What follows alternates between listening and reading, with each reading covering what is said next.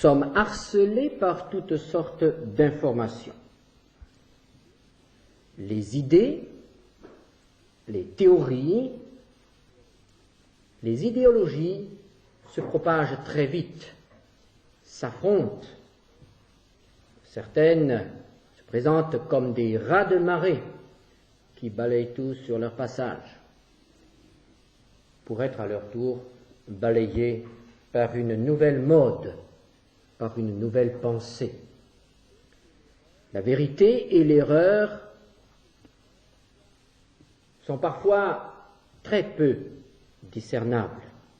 On ne sait plus ce qui est vrai, on ne sait plus ce qui est faux, ce qu'est la vérité, ce qu'est le mensonge. Tout est diffusé, tout jouit de la même rapidité de diffusion.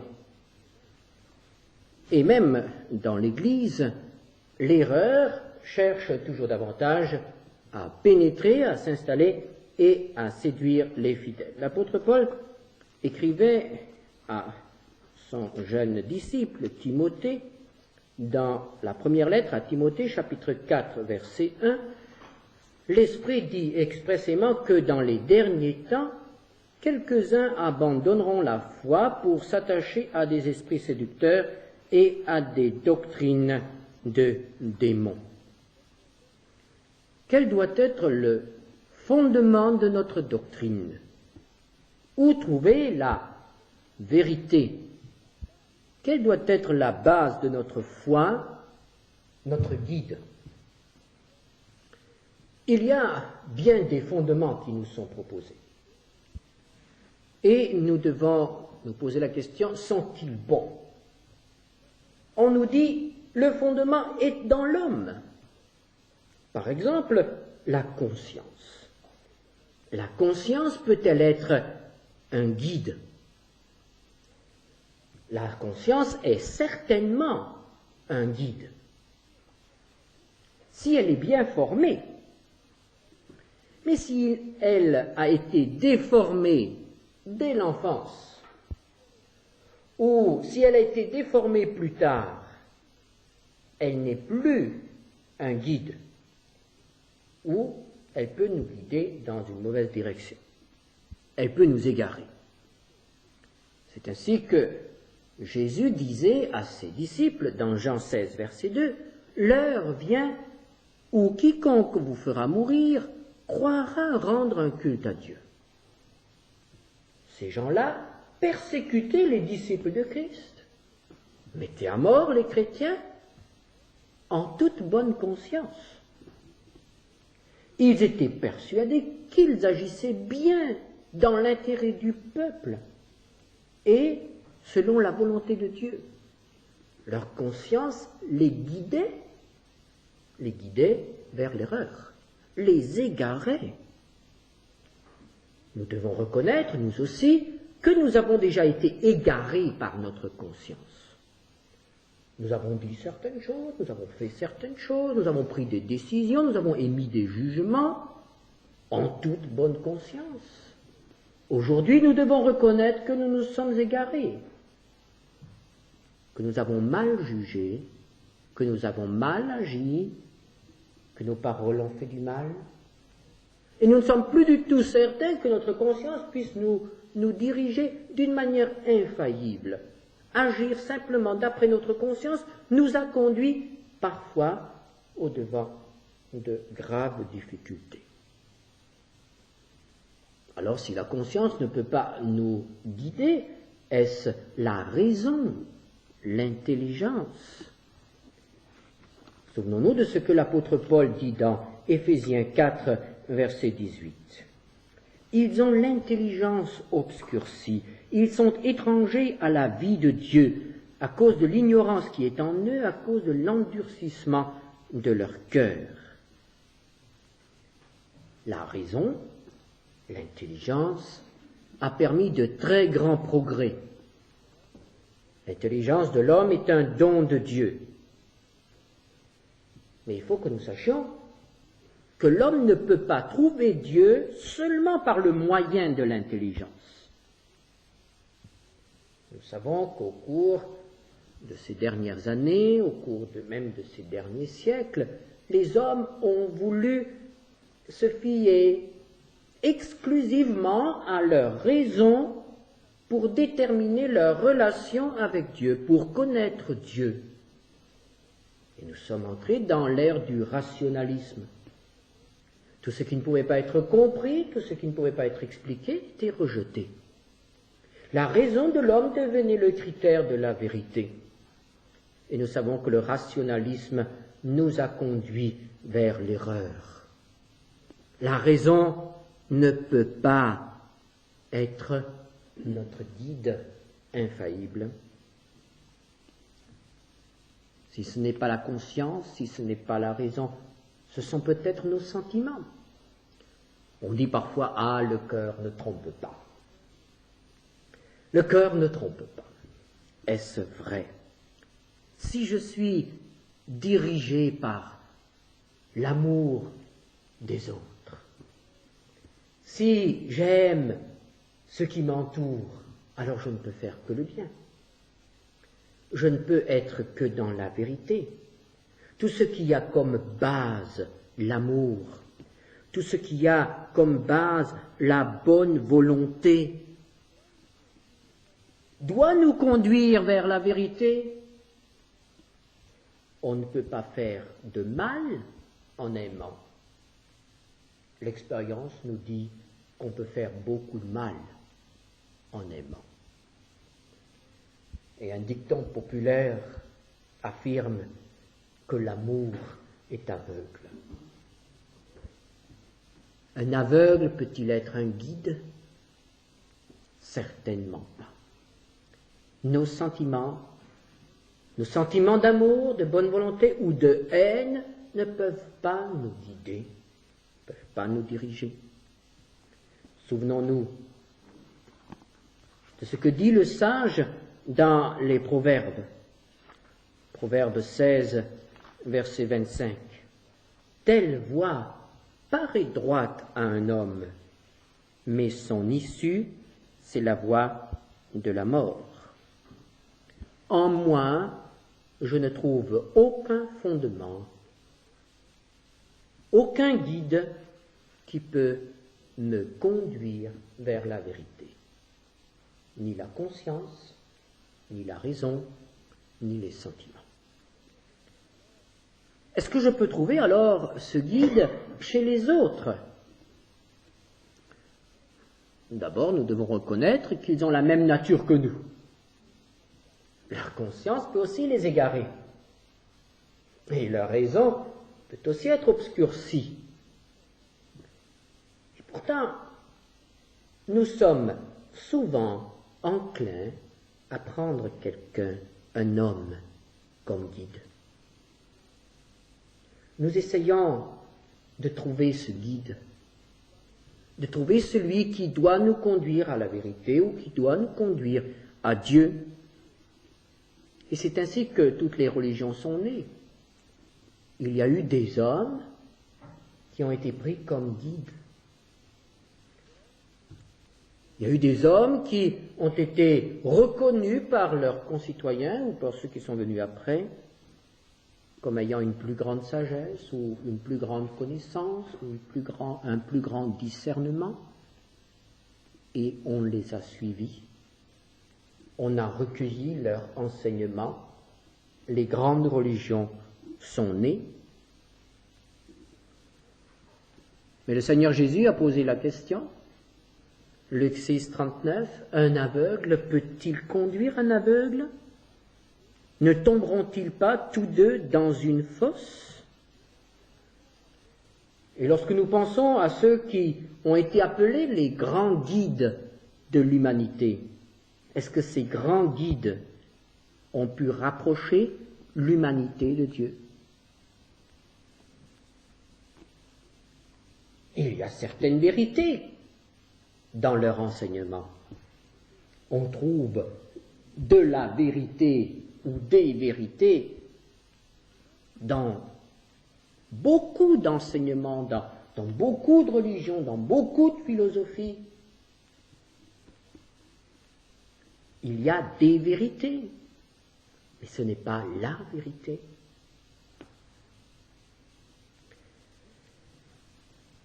Nous ne trouvons pas chez les autres ce guide qui peut nous conduire à Dieu, à la vérité. Mais alors, est-ce qu'une assemblée, est-ce qu'un conseil, un concile ou un synode peuvent conduire à la vérité? Est-ce que la vérité est dans la masse?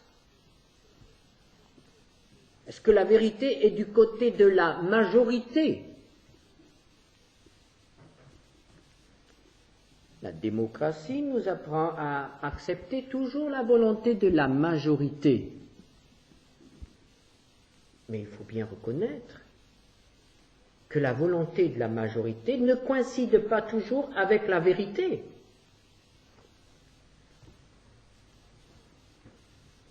Par exemple, lorsque Moïse a envoyé les 12 espions en Canaan, de quel côté était la majorité? 10 ont affirmé que la conquête était impossible. 2 ont dit allons-y. Le peuple s'est mis du côté des 10 et il est mort dans le désert.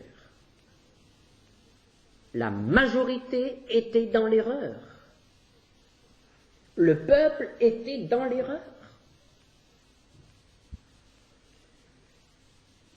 Au temps d'Élie, où était la vérité? La majorité était à genoux devant Baal. Et Élie dit à un certain moment, « Je suis seul ». Et Dieu le console en lui disant, il y en a encore 7000. Mais quand même, 7000 sur tout un peuple. Où était la majorité? La masse, le peuple, était dans l'erreur. Et au temps de Jésus, lorsque Jésus s'est trouvé seul devant le Sanhédrin, c'est-à-dire devant le Parlement israélien, il s'est trouvé devant la cour de justice. Il y avait là les plus grands chefs politiques, religieux. Il y avait là les hommes pieux. Il y avait les scribes, les sages. Toute l'élite d'Israël était réunie. Et une extraordinaire erreur judiciaire a été commise. On a condamné le juste, on a condamné l'innocent, et on a accusé le Fils de Dieu d'être blasphémateur. La majorité, l'élite du peuple, était dans l'erreur. La vérité n'est pas forcément du côté de la majorité, de la masse. En réalité, la vérité ne peut pas se trouver chez l'homme. Qu'il soit seul ou qu'il soit en masse, qu'il soit dans une masse. Vous trouvez la vérité. Jésus a dit qu'il est la vérité. Jean 14, verset 6. Je suis la vérité. Ailleurs, Jésus a dit dans Jean 8, verset 40, je vous ai dit la vérité que j'ai entendue de Dieu. Et plus loin encore, justement, devant le tribunal, Jean 18, 37, je suis né et je suis venu dans le monde pour rendre témoignage à la vérité. Quiconque est de la vérité, écoute ma voix. Le témoignage de Jésus est absolument clair. Il affirme qu'il est la vérité. Il n'a pas dit qu'il apporte une vérité ou qu'il enseigne des vérités ou la vérité. Il dit qu'il est la vérité personnifiée. Je suis la vérité. Et il donne l'origine de la vérité qu'il représente. C'est la vérité de Dieu. La vérité que j'ai entendue de Dieu. Et à un certain moment, Jésus dira, je ne dis rien de moi-même. Je dis ce que j'ai entendu de Dieu. La vérité de Jésus est la vérité de Dieu. Et devant le Sanhédrin, son témoignage est que son but en venant sur terre, en devenant homme, était d'être le témoin de la vérité. Si quelqu'un veut connaître la vérité, il doit s'adresser à Jésus.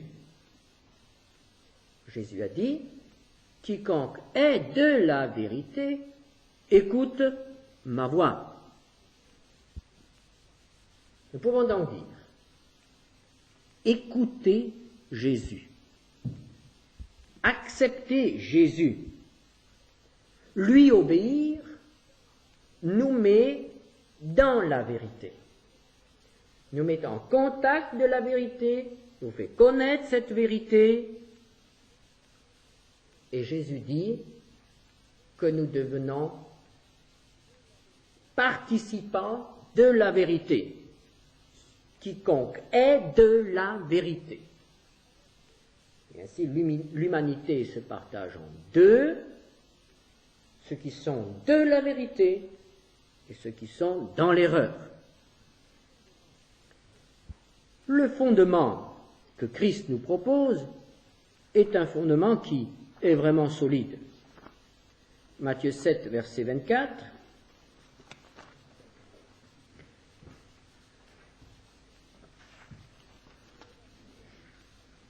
C'est pourquoi quiconque entend ces paroles que je dis et les met en pratique sera semblable à un homme prudent qui a bâti sa maison sur le roc.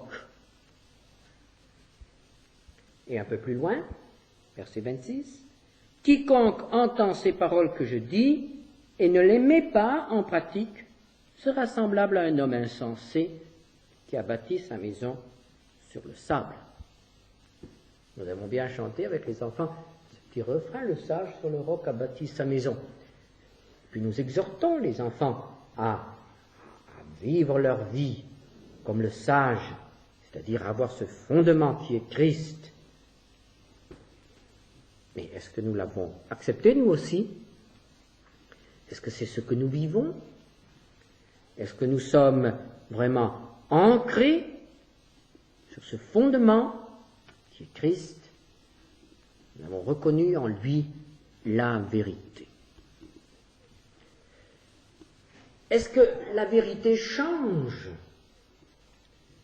Est-ce qu'il y a une vérité pour l'époque de Jésus et une vérité pour nos temps, pour aujourd'hui? Est-ce que ce qui était vrai hier peut être faux aujourd'hui? En philosophie, certainement. Dans les sciences aussi. Mais pas dans les enseignements de la Bible. Pas dans nos relations avec Dieu. La vérité d'hier reste la vérité aujourd'hui. C'est un fondement éternel. Dans Matthieu 24, verset 35, Jésus dit, le ciel et la terre passeront, mais mes paroles ne passeront point. Nous ne devons pas avoir des complexes avec notre vieille Bible. Il ne faut pas avoir peur d'en parler. Elle est bonne encore aujourd'hui. Elle est vraie encore aujourd'hui. Les enseignements que nous y trouvons sont aussi des enseignements pour l'homme d'aujourd'hui. Tant que le ciel et la terre subsisteront, les paroles de Christ seront valables. Et nous savons que lorsque le ciel et la terre passeront, la parole de Christ sera encore loi pour le monde nouveau. Prenons encore un autre texte. Dans la première épître aux Corinthiens, 1 Corinthiens 3, verset 11. L'apôtre Paul écrit « Personne ne peut poser un autre fondement que celui qui a été posé, savoir Jésus-Christ. » Ceci nous fait dire que ce fondement est unique. Il n'y a pas d'autre fondement. On ne peut pas faire d'amalgame ou de synthèse entre ce qui est proposé par tel grand guide de l'humanité et ce qui nous est donné par Jésus-Christ. Il n'y a pas de synthèse possible. L'enseignement de Jésus-Christ est l'unique fondement. Même s'il y a des vérités ailleurs, il faut que nous sachions que l'enseignement de Christ ne peut pas être retouché. L'enseignement de Christ, nous ne pouvons pas le sélectionner, nous ne pouvons pas dire je vais accepter ceci et je vais mettre tel autre texte de côté. Cela ne me concerne pas ou me dérange. L'enseignement de Christ doit être accepté dans son ensemble. C'est l'unique fondement. Il n'y a pas d'autre fondement solide que celui donné par Jésus-Christ. Et c'est pourquoi Jésus se présente comme le guide. Jésus dit « Je suis le bon berger ». Et lorsqu'il s'adressait à la foule, il lançait des invitations comme celle-ci. Venez à moi. Ou bien, il disait, suis-moi. Il y a une relation personnelle qui doit s'établir entre l'homme et Jésus-Christ. Et cette relation personnelle doit se maintenir, doit se transformer en une relation constante, en une marche avec Christ. Il doit y avoir un accord entre l'homme et Christ. Viens et suis-moi, a dit Jésus. Nous ne pouvons connaître la vérité que si nous avons une relation personnelle avec celui qui a dit « Je suis la vérité ». Jésus a accepté d'être appelé maître et il a appelé ceux qui l'ont suivi disciples. Cela veut dire qu'il y a un enseignement à recevoir, il y a quelque chose à apprendre, et nous devons nous en souvenir lorsque nous annonçons l'Évangile.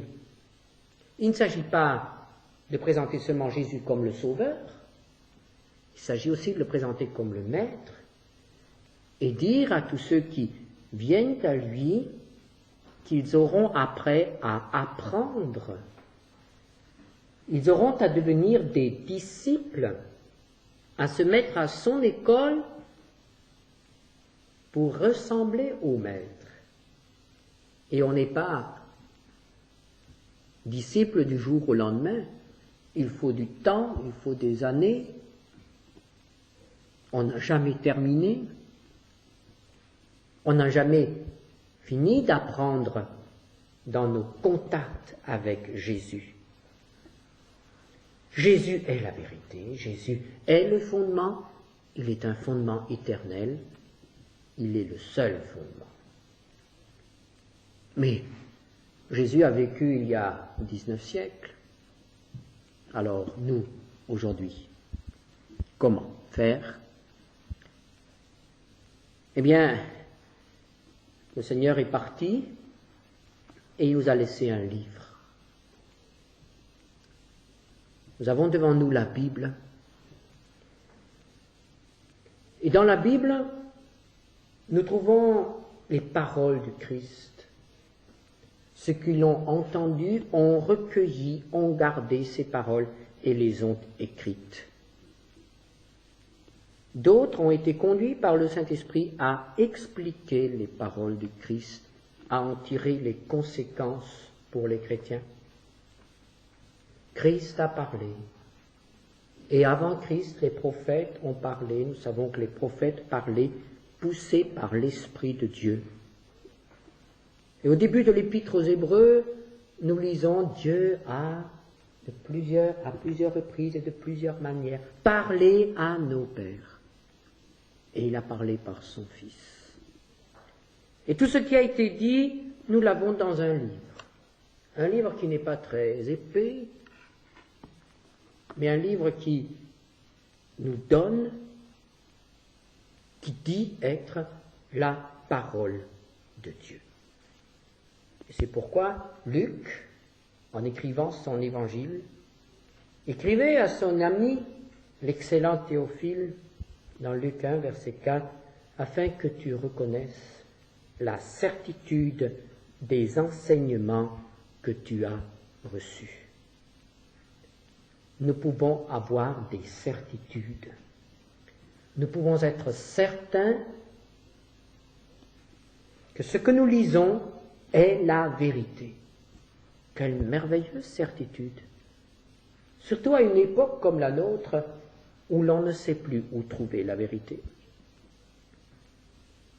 Mais il faut aussi que nous sachions une chose, c'est que comme Jésus est seul la vérité, de même la Bible est seule la vérité. Évidemment, ceci est assez difficile à dire aujourd'hui et aussi à accepter. Bien sûr, beaucoup d'autres livres contiennent des vérités. Mais ces vérités-là, nous ne pouvons les accepter que parce qu'elles sont conformes aux critères de la Bible. Tout ce qui est contraire à l'enseignement de la parole de Dieu, même si c'est reconnu comme vérité par la masse et par les grands de ce monde, ne peut pas être accepté comme vérité par l'enfant de Dieu. La vérité des hommes n'est pas la vérité de Dieu. Et nous avons la vérité de Dieu dans ce livre qui est là, devant nous. Mais certains pensent que la vérité de Dieu n'est pas seulement dans la Bible. Certains pensent que Dieu a continué à se révéler et que la Bible n'est qu'une partie de la révélation. Certains pensent, par exemple, que la vérité de Dieu se trouve aussi dans la tradition. L'Église catholique a adopté cette position-là. L'Église catholique dit Dieu parle par la Bible et par la tradition, et la tradition, ce sont les décrets des conciles et les lettres, les encycliques des papes. Il y aurait une révélation constante. D'autres, dans certains milieux, affirment que dans les derniers temps, Dieu donnera encore des révélations. Et alors, on nous présente toutes sortes de révélations aujourd'hui. Mais la parole de Dieu nous exhorte à contrôler ces révélations. Ce qui, Dieu ne dira jamais le contraire de ce qu'il a dit autrefois.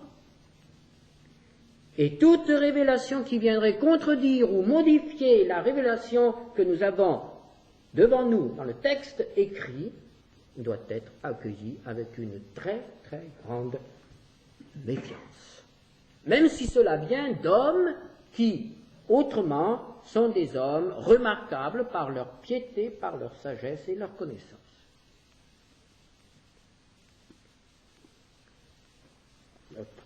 Moïse avertissait son peuple. Deutéronome 13, versets 1 à 5. S'il s'élève au milieu de toi un prophète ou un songeur qui t'annonce un signe ou un prodige, et qu'il y ait accomplissement du signe ou du prodige dont il t'a parlé en disant « Allons après d'autres dieux, des dieux que tu ne connais point, et servons-les. Tu n'écouteras pas les paroles de ce prophète ou de ce songeur, car c'est l'Éternel votre Dieu qui vous met à l'épreuve pour savoir si vous aimez l'Éternel votre Dieu de tout votre cœur et de toute votre âme. Vous irez après l'Éternel votre Dieu et vous le craindrez. Vous observerez ses commandements, vous obéirez à sa voix, vous le servirez et vous vous attacherez à lui. Ce prophète ou ce songeur sera puni de mort, car il a parlé de révolte contre l'Éternel votre Dieu, qui vous a fait sortir du pays d'Égypte, et vous a délivré de la maison de servitude, et il a voulu te détourner de la voie dans laquelle l'Éternel ton Dieu t'a ordonné de marcher. Tu ôteras ainsi le mal du milieu de toi. Et l'apôtre Paul, plusieurs siècles plus tard, est aussi catégorique.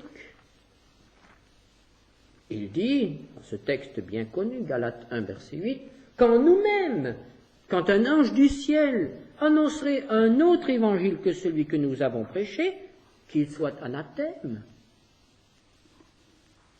Il faut bien réaliser ce que l'apôtre Paul disait. L'apôtre Paul disait aux Galates, « Si je revenais vous voir avec un message qui modifie ce que je vous ai annoncé jusqu'à présent, maudissez-moi. Ne m'écoutez pas, rejetez-moi. Je ne serai plus envoyé de Dieu. »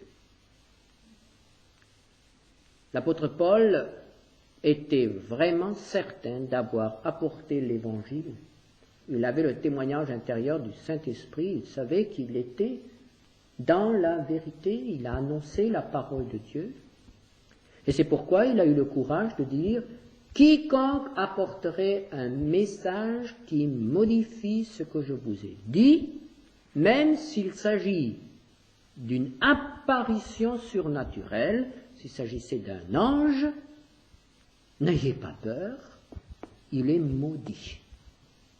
Il est un serviteur de Satan. »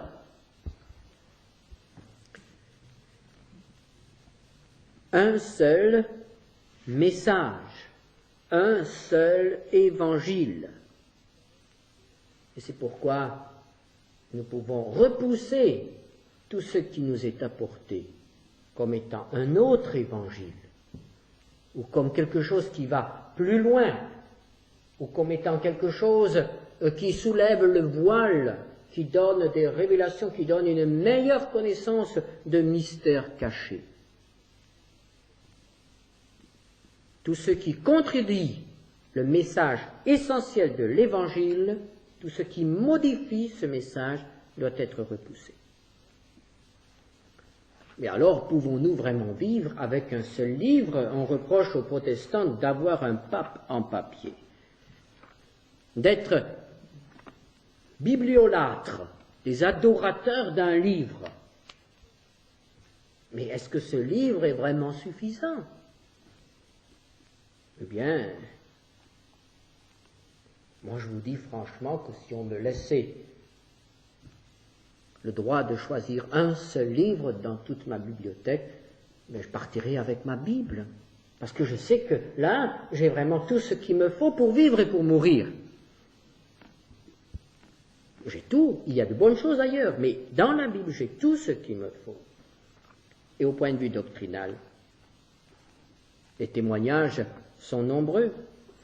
Par exemple, Jude écrit au verset 3, « Bien-aimés, comme je désirais vivement vous écrire au sujet de notre salut commun, je me suis senti obligé de le faire afin de vous exhorter à combattre pour la foi qui a été transmise aux saints une fois pour toutes. » La foi transmise aux saints une fois pour toutes. Et là, il ne s'agit pas de la foi qui nous met en relation avec Dieu, mais c'est le contenu de la foi, c'est-à-dire la doctrine, l'enseignement qui a été donné.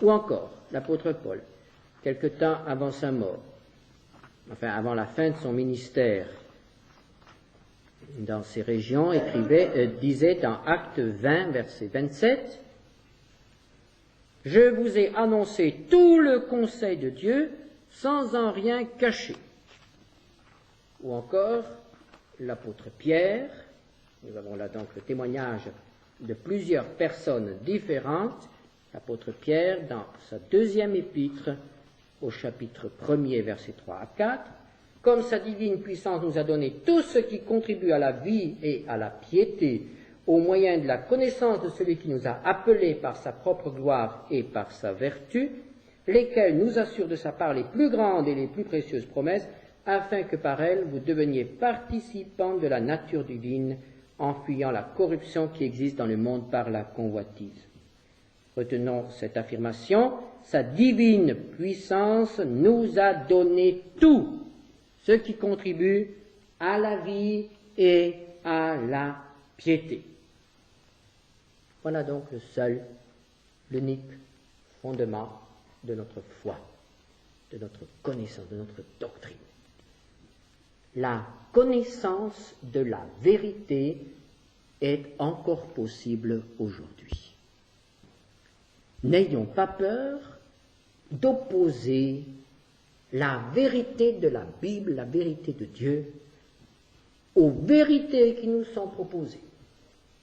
Et n'ayons pas peur non plus, face à cette vague de scepticisme, de doute, de confusion dans le monde, où plus personne n'ose dire qu'il a la vérité. N'ayons pas peur de dire « moi j'ai la vérité ». Bien sûr, ça fait un peu orgueilleux, mais je crois que ce n'est pas de l'orgueil.